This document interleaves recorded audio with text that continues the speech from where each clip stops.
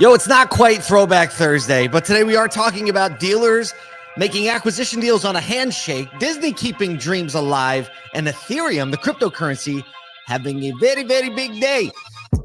I wasn't expecting that. I didn't know it was coming.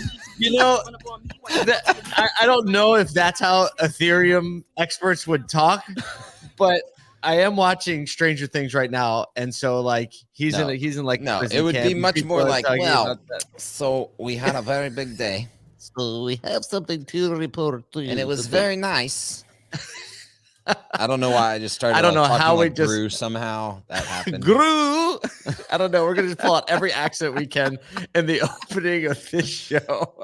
Oh man, we hope you're having a great Thursday. A lot of good things are happening around here. If you're coming to ASOTU, go to the website right now and click on agenda, because there are a lot of sessions and titles and people. So ASOTUcon.com, you can go there and get a lot of the details you did not have, because Mr. Mount Sear here happened to do a lot of work on the website yesterday. By the way, hold on, let me just say this. If you appreciate how awesome the ASOTUcon website is, which I do, you should thank Mr. Mount Sear here, because he built that whole stinking thing. I'm impressed by it. I love it when I'm proud to send someone to a website I'm affiliated with, and I am. There we go. I appreciate it. There was some template there, but you know, it was fun to kind of like mess with that and play around and take some cues from our design and all that. So, you know, it's one of those things where you don't ever expect to just build a website, you know, out of nothing, and then it's like, all right, we got to get this done, right? So it's been fun. We just did it. You know why? Because like we do a lot of the things we do, because it'll just be faster if we figure it out than if we go, which is really not a great. It's not a great strategy, but hey, look, trying to scale a business as fast as we are. But you know, things, yes, you know, I'm going to say this. Yesterday, I had a conversation yesterday afternoon with someone that's in the industry partner world, in the like retailing and digital retailing world, and they're like, "So tell me a little bit about the sessions. Like, are you going to dig into some of the hot topics of today, like agency model or OEM relationships, or the way that we do retailing in the showroom?" And the answer is absolutely yes. Actually, as I was putting together, do you even know who we are? I was like, I kind of like bit my tongue a little bit. We're gonna get in trouble at this one. Gonna be dicey. We're gonna get in trouble at this one. Yes, we're gonna get in trouble at this one. It is not. You might think it might be a marketing conference, because Kyle and I, benchmark to marketing a lot, or at least have a lot in our careers. But we are covering the whole gamut of operations and sales and company culture and marketing. Shoot, TikTok's gonna be there, brother. Come on. Come on, man. We're going to help you make better TikToks as well. We're going to help you open a cryptocurrency wallet if you don't have one. I mean, look, this is a place where you're going to come. You're going to learn stuff. You're going to walk away with insights. And more than that, you're going to walk away with a lot of relationships that you didn't have before, because so many troublemakers are coming to this. We're sold out of industry partner tickets. There's still dealer tickets available. If you're a dealer and you want to come, or you're a manager and you want to come, we might send your people. Come on. Gosh, go. Especially if you're within driving distance of Philly. No excuses. I'm telling you what. Yeah. I think 90% of the tickets that were purchased yesterday from dealers were within driving distance. So that's awesome. Yeah. I love that. Share for those or those in that area, or if you know people in that area, it is, because it's such a short timeline. If you're in driving distance and you're getting tickets, even staying at the hotel, you're in it for extremely inexpensive for some seriously high quality conversations. No doubt. How many rooftops would you estimate that we're up to as far as represented from dealer rooftops represented at this event so far? I think somewhere in the like 800 to 1,000. Woo, snap. Pretty wild. And we're just getting started too. We still have some people that are coming. We're trying to get to come. That rooftop count's going to go up even more, but we're already close to 1,000 rooftops. I have a story right now. Speaking of rooftops increasing, let's go. Got him. You didn't think we could segue into a first story, did you? Well, we did. This is a great segue, because the host of the Monday or the Sunday night reception, Greg Sioka, and the Sioka dealerships. You see the picture on the screen if you're watching, with him, his 3 sons, and his lovely wife. Listen. He's hosting the event at that Subaru store you saw in the picture behind. He's been so gracious, longtime friend, one of the best dealers I've ever met in my life. And they just announced the acquisition of another 6 stores in Flemington, New Jersey. So our rooftop count just went up by 6 via acquisition. Bam. Acquisition. But so this story is so quintessential car business, which is, we thought it'd be cool to share just because, you know, Mr. Sioka is going to be hosting the event and going to be a part of the event, just very open-handedly and graciously. But also, he grew up near Flemington Car and Truck Country, which is the name of the group that he acquired. It was originally founded by the late Steve Califer, and Greg knew him personally. And he was a prominent, here, get this from the Automotive News article this morning, a prominent dealer known for speaking out against stair-step incentive and other automaker programs that he thought disadvantaged retailers. He also founded a minor league baseball team and attained national acclaim for producing short films. If that's not a troublemaker, I don't know who is. Full on troublemaking right there. I mean, and here's the thing. So he, in the article, obviously, Steve passed away in 2021, but that means that before anything like inventory issues or anything like that, he was saying, no, these stair-step things actually, for me as a retailer, as a business owner in the franchise side, that's not good. And that's calling a shot right there. It sure is. And his 2 sons have been running the stores. But you know, sometimes you just can't replace dad, and you don't have what you think the stores needs to go to the next level. So Mr. Sioka in a quote says, it was really 2 family businesses that just shook hands very quickly. They wanted a good family to take over their great family business. So I felt privileged and fortunate they chose me, my Sioka family, my 3 sons to be the stewards of that business, which is a high performing dealer group. When he said stewards of that business, it got That's how he all lives in the fields. Kyle, up in the fields. We're talking about a dealer. We were on the phone during initial lockdown COVID. He called every single one of his employees from his personal phone, gave them his personal number. How are you doing? Do you need anything? Do you need whatever you need?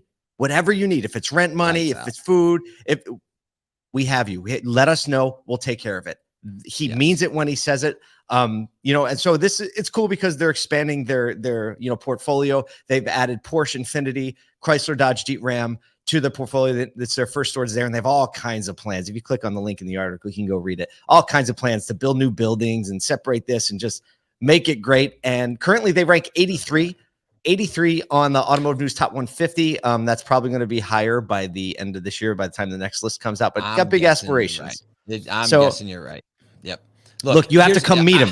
You have to come meet Greg Sioka. I got to meet him early this summer, and just a warm handshake, a smile. He'll call you by name multiple times, and he is just the people's person. And not just that, but you start to meet his people across the dealership, and you get that they all have that same thing. Sure do. And the number of homegrown managers and leaders within the company is staggering. So if you're looking to like, okay, maybe this isn't the most innovative from a retail process, right? There's people that are doing things like Brian Benstock or Kramer before he left the stores that are just like, nobody does that. But on this side, from a people side, it's like, wow, people do it that way. So this is a way to kind of watch that, and to hear him say, a handshake deal to keep a family business running a family business, a steward of a business. Those types of themes within that group are just encouraging to me. And I know we see that across the country, but it's just one that we have, a bird's eye view to. So for sure. So if you weren't coming to a SodaCon after that, get to a SodaCon just so you can hang out in his Subaru store and meet Mr. C, as we love to call him, in person. Speaking of family businesses. Stop. Segue. Time.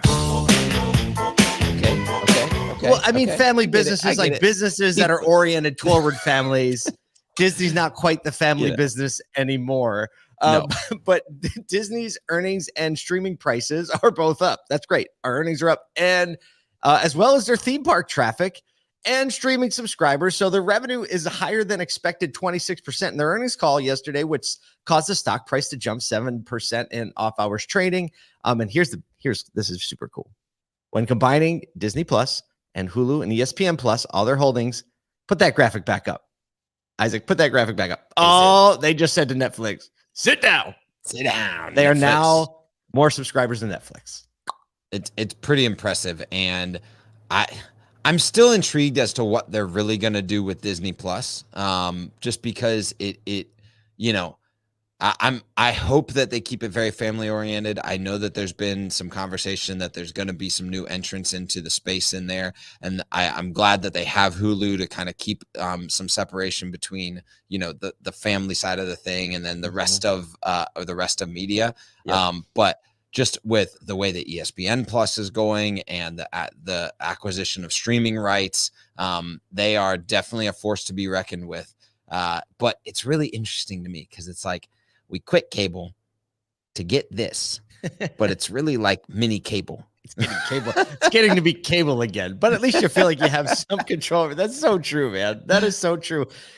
One of the cool things that Disney Plus has going for it is that if you have kids, you understand how many times, and I don't care if they're 2 years old or 15 years old, you don't understand how many times they can actually watch the same thing. This is absolutely, look, you have not spoken any truth. I'm like, you've watched this episode of Bluey 33 times. Are we serious right now? This is coming today.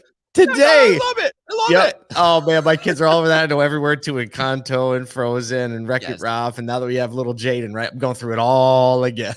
All of it again. Exactly. And my kids is like the zombies and the things and the people and the beings and over and over and over again. So, but I thought it was cool to see that the theme park traffic was also up.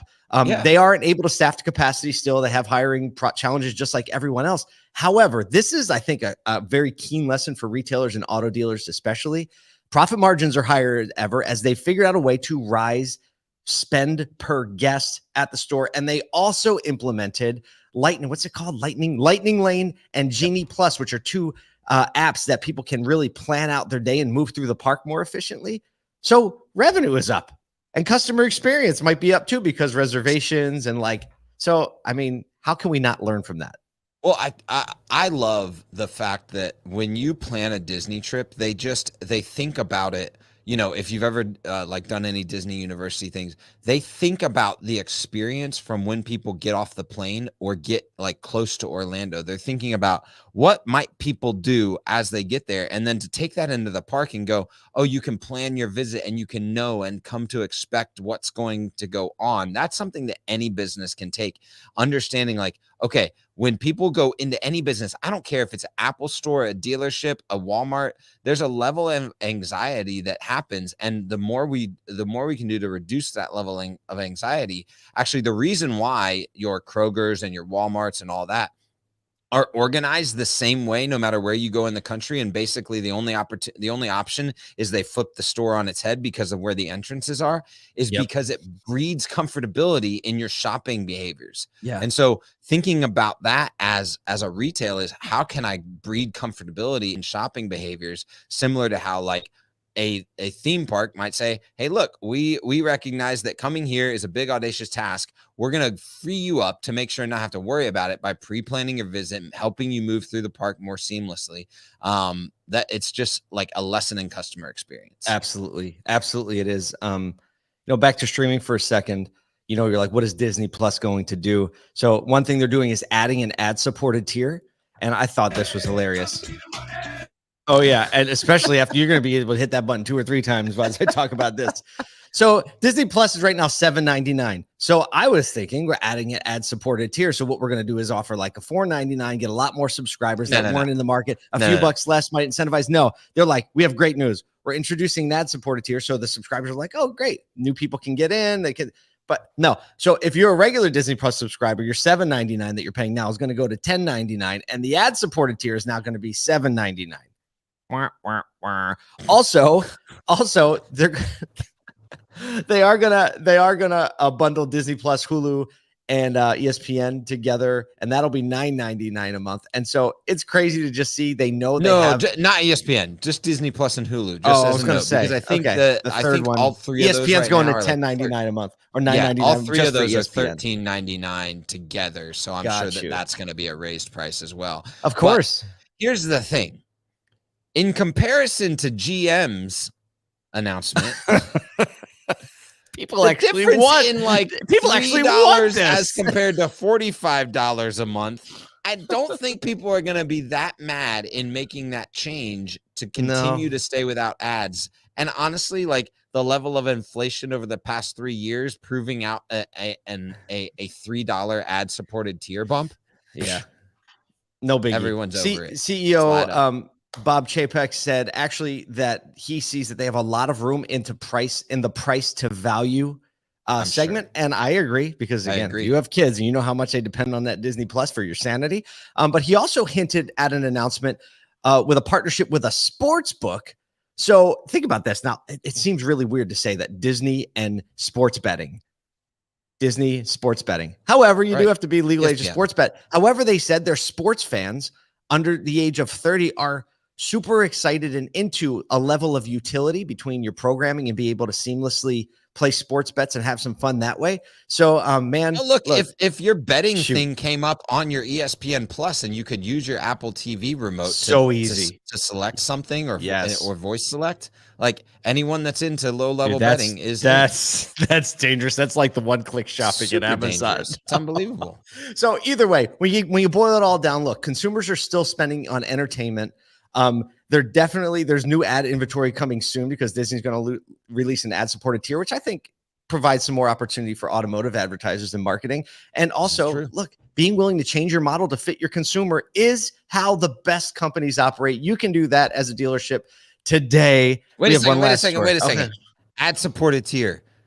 Thinking about talking to the companies that manage your OTT and being an early adopter of this network. Yes. Is the cheapest way to get in, because they're going to need advertisers. And so the CPMs and the impressions per million are going to be very, very low. Absolutely. So get in while the getting's good. Yeah. And then, man, I want to make content specifically I know is going to be aired on Disney Plus. Don't you? Every creative automotive marketer is like, yes, let's do this. Let's do this. Speaking of let's do this. Stop. Segue. Time. 3 segues in one show. Impressive. So we haven't talked about crypto in a while, and a big thing kind of happened yesterday. So the cryptocurrency Ethereum, so there's Bitcoin and Ethereum are the top two. They executed a successful test of what they called the merge. What they're doing is upgrading the entire network. And I'm going to get a little nerdy for a second. They're currently on the proof of work protocol, which is a very long, complex way to verify Ethereum transactions. They're moving to something called proof of stake, much less complicated. We'll talk about it in another time. But once the transition is complete, it's going to get faster, cheaper, and get this, use 99.95% less energy. That's a ridiculous number, by the way. I checked it twice. it twice. Look, companies are getting 99.95 more efficient than they currently are now. This is a thing that is happening in the world. It's unbelievable. If a new entrant into blockchain technology over the last 5 years can accomplish something like this, what can any other business do to go find efficiencies in their data storage, in their processes, you can do it. It's proven right there. Takes a lot of work, takes a lot of effort. It's a lot of work. Unlike Bitcoin, Bitcoin is just like an asset. It doesn't actually do anything. People hold it and they trade it, and it's based on the next person being willing to pay you more for it, right? It's just a measure of trade. Ethereum, however, is a utility, which is the basis for what's called a smart contract. So you can own things. It's locked up on Ethereum. You can make things happen in a contract. You can send royalty payments. And this Ethereum, that level of the blockchain is where eventually we'll have vehicle titles and driver's licenses, and your social media profiles will be owned by you. So this is a big move. This was the last and final test merge before the actual merge happens sometime next month. The price of Ethereum reached $1,900 overnight, which is up from its recent low of $879, which is way down from its November high of last year, $4,800. So I'm telling you that a little volatility still in the market. That merge goes live, it's going to pop, because the efficiency, even the energy efficiency that they gain from that, it's that's not investment advice, by the way. It's not. Definitely not investment advice, but I'm guessing. I'm just guessing. But he's got a hunch. He's got a hunch. Well, we have a hunch you're going to have an amazing, amazing Thursday. If you haven't gotten your ASOTU con tickets in your dealer, go to ASOTUcon.com. Come meet Greg Sioga. Come hang out with us. Come figure out all the ways to make our industry 99.95% more efficient.